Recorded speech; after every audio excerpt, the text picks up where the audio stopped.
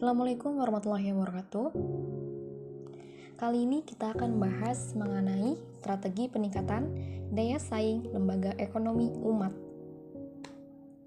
Lembaga ekonomi umat seperti koperasi, BMT, dan wakalah memegang peranan penting dalam mengembangkan ekonomi nasional. Namun, dalam era persaingan global yang semakin ketat, lembaga-lembaga ini perlu meningkatkan daya saingnya agar dapat bertahan dan berkembang.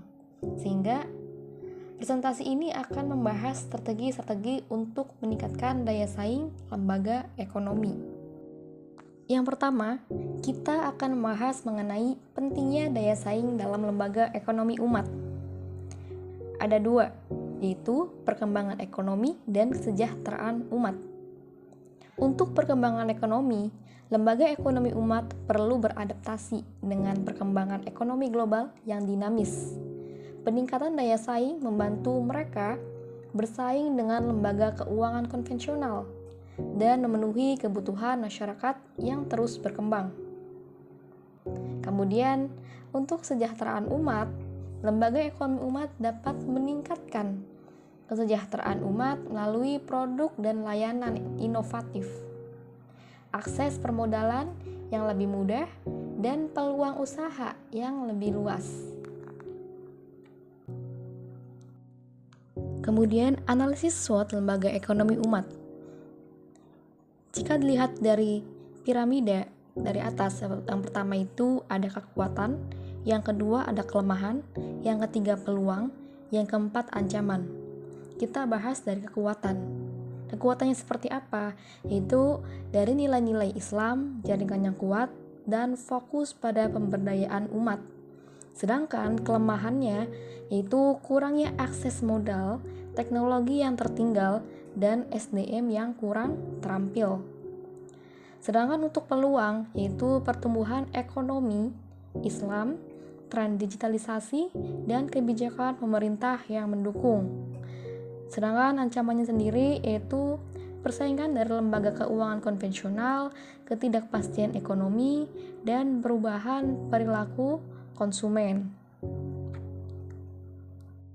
Selanjutnya, kita membahas mengenai strategi peningkatan produktivitas. Ada 3, yaitu yang pertama efisiensi operasional, yang kedua teknologi, yang ketiga kerjasama. Yang pertama kita bahas mengenai efisiensi operasional, yaitu menerapkan sistem manajemen yang efektif, mengoptimalkan penggunaan sumber daya, dan meningkatkan efisiensi proses produksi. Sedangkan untuk teknologi, mengadopsi teknologi modern seperti sistem informasi manajemen dan teknologi digital untuk meningkatkan produktivitas. Yang terakhir yaitu kerjasama untuk membangun kemitraan dengan lembaga lain untuk saling mendukung dan meningkatkan efisiensi. Next, kita bahas mengenai strategi peningkatan kualitas produk dan layanan. Ada 3 kategori. Yang pertama itu standar kualitas, di mana standar kualitas ini menerapkan standar yang tinggi pada suatu produk dan layanan dengan fokusnya pada kepuasan pelanggan itu sendiri. Kemudian ada inovasi. Inovasi ini yaitu mengembangkan suatu produk dan layanan yang lebih inovatif dan juga relevan sesuai yang dibutuhkan dengan masyarakat. Kemudian ada umpan balik, yaitu menerima dan menanggapi umpan balik dari pelanggan agar kita terus meningkatkan kualitas produk dan layanan. Selain kita bahas mengenai strategi peningkatan kualitas produk dan layanan, kita juga akan membahas mengenai strategi peningkatan kompetensi SDM. Yang pertama itu ada pendidikan dan pelatihan.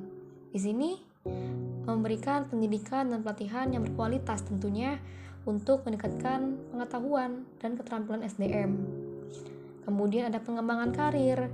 Pengembangan karir sendiri untuk memberikan peluang dan pengembangan karir yang baik bagi SDM untuk meningkatkan motivasi dan loyalitas. Kemudian juga yang terakhir adanya motivasi. Motivasi sendiri itu untuk menciptakan lingkungan kerja yang positif, tidak negatif. Dan motivasi juga untuk meningkatkan kinerja SDM agar lebih baik dan lebih berkembang menjadi lebih baik lagi lah. Selanjutnya, kita akan membahas mengenai strategi pemanfaatan teknologi digital. Apalagi sekarang era-era di mana semuanya serba digital, sehingga kita harus menggunakan teknologi digital untuk memajukan kelembagaan ekonomi umat. Yang pertama itu ada platform digital. Untuk membangun platform digital ini untuk mempermudah akses produk dan layanan seperti platform pembiayaan dan e-commerce. Kemudian kita juga bisa menggunakan medsos atau media sosial, sehingga untuk meningkatkan branding, promosi, dan membangun hubungan dengan pelanggan. Apalagi saat ini media sosial itu hampir semuanya itu menggunakan medsos, baik itu Instagram ataupun TikTok dan lain sebagainya. Kemudian ada sistem informasi, itu untuk menerapkan sistem informasi yang terintegrasi untuk meningkatkan efisiensi operasional dan pengambilan keputusan. Oke, dari pembahasan yang saya bahas tadi, peningkatan daya saing lembaga ekonomi umat itu merupakan kunci keberhasilan dalam menghadapi persaingan global. Dengan menerapkan strategi yang tepat, lembaga ekonomi umat dapat terus berkembang, meningkatkan kesejahteraan umat tentunya, dan berkontribusi pada pertumbuhan ekonomi nasional. Kemudian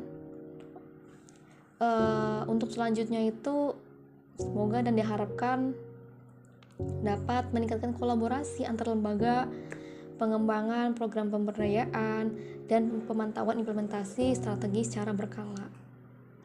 Begitu. Thank you for watching guys. See you next my video. Bye.